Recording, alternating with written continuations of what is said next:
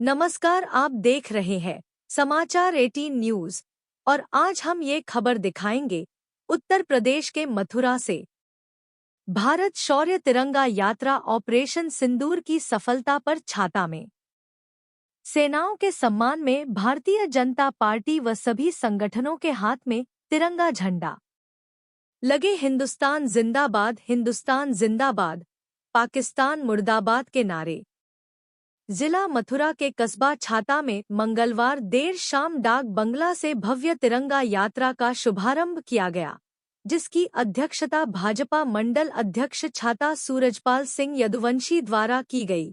वहीं शौर्य तिरंगा यात्रा डाक बंगला से नई तहसील, पैडाव रोड, सराय शाही, मेन मार्केट में होते हुए डाक बंगला पर आकर समाप्त हुई। भव्य तिरंगा यात्रा के दौरान ग्रामीण क्षेत्र से हजारों संख्या में नौजवान भक्त लोग सम्मिलित हुए। यह तिरंगा यात्रा पूरे भारत देश में जिला, तहसील, ब्लॉक और ग्रामीण क्षेत्रों में धूमधाम से निकाली जा रही है। भारत शौर्य तिरंगा यात्रा का मुख्य उद्देश्य है, पाकिस्तान के आतंकियों द्वारा हमारे भारत देश के पहलगाम में धर्म पूछ कर मारे गए 26 हिंदू भाई थे, जिसका बदला हमारे देश की बहादुर सेनाओं ने ऑपरेशन सिंदूर चलाकर पाकिस्तान से लिया है और पाकिस्तान में पल रहे आतंकवादियों के ठिकानों को हमारे देश की बेहतरीन मिसाइलों द्वारा नष्ट कर दिया गया। वहीं तिरंगा यात्रा में भाजपा जिलाध्यक्ष निर्भय पांडे व मंत्री प्रतिनिधि नरदेव चौधरी के नेतृत्व में भाजपा पदाधिकारियों व कार्यकर्ताओं अन्य संगठन द्वारा निकाली गई। तिरंगा यात्रा के दौरान बच्चे, बूढ़े और जवान सभी लोगों ने भारत माता के जयकारे और पाकिस्तान मुर्दाबाद के नारे लगाते हुए तिरंगा यात्रा से जुड़े। सभी ने प्रधानमंत्री मोदी को इस सराहनीय कार्य के लिए अभिवादन और सम्मान के साथ बहुत बहुत शुभकामनाएं दी। इस दौरान प्रभारी शौर्य यात्रा डॉ राजवीर सिंह यदुवंशी, वरिष्ठ भाजपा नेता भागवत पांडे, देवेंद्र शर्मा, पूर्व मंडल अध्यक्ष महेश शर्मा, चेयरमैन प्रतिनिधि फाल्गुन उर्फ कान्हा, कृष्णकांत उर्फ बॉबी प्रधान, अशोक शर्मा, कुशल पाल, तेजवीर, दिनेश कुमार, पदम पांचाल, आनंद, राजवीर धनगर, श्याम किशोरी, जीतपाल, दिलीप टीम गौ रक्षक दल व विश्व हिंदू परिषद छाता। उत्तर प्रदेश के मथुरा से जिला संवाददाता दिनेश जादौन की खास रिपोर्ट। जी, ये भारत शौर्य तिरंगा यात्रा के नाम से आज की जो तिरंगा यात्रा है निकाली गई है, पूरे देश में निकाली जा रही है।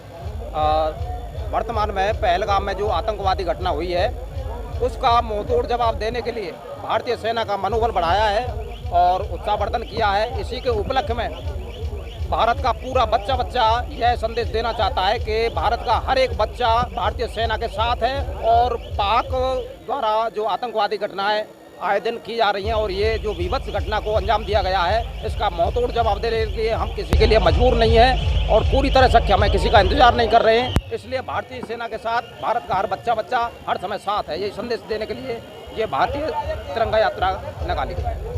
तिरंगा यात्रा निकाली है, किस उपलक्ष्य में निकाली है? पहलगाम की घटना के बाद में जो इस देश की बेटियों के और माताओं के को सिंदूर पहुंचने का जो काम आतंकवादियों के द्वारा, पाकिस्तान प्रायोजित आतंकवादियों के द्वारा किया था, उसके बाद में प्रधानमंत्री जी के नेतृत्व में जो देश की सेनाओं ने, जो देश के जवानों ने पाकिस्तान के अंदर घुसकर उनको जवाब देने का काम किया और जो सिंदूर ऑपरेशन की सफलता के बाद में हम सब लोग कार्यकर्ता मिलकर और अपने समाज के सभी वर्ग मिलकर आज हम उन जितने भी अपने सैनिक हैं या अपने जितने भी सेना के जवान हैं उनके सम्मान में आज हम ये तिरंगा यात्रा निकाल रहे हैं। और आज छाता के अपने मंडल अध्यक्ष सूरजपाल जी के नेतृत्व में इतनी अच्छी यात्रा को निकालकर ये पूरे देश के लिए यहाँ से एक संदेश है कि ऑपरेशन सिंदूर अभी खत्म नहीं हुआ है।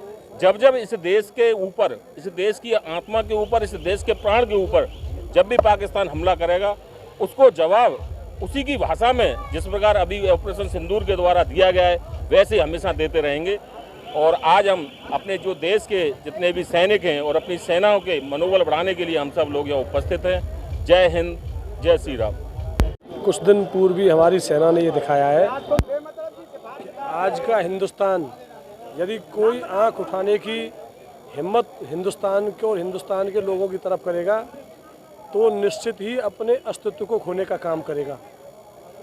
हमने ये देखा कि हमारी फौज ने किस तरह बहादुरी के साथ सीमाओं पर मुकाबला करते हुए न केवल पाकिस्तान को मुंहतोड़ जवाब दिया बल्कि दुनिया को ये दिखा दिया कि हिंदुस्तान की फौज पूरी दुनिया में सबसे साहसी है, सबसे पराक्रमी है।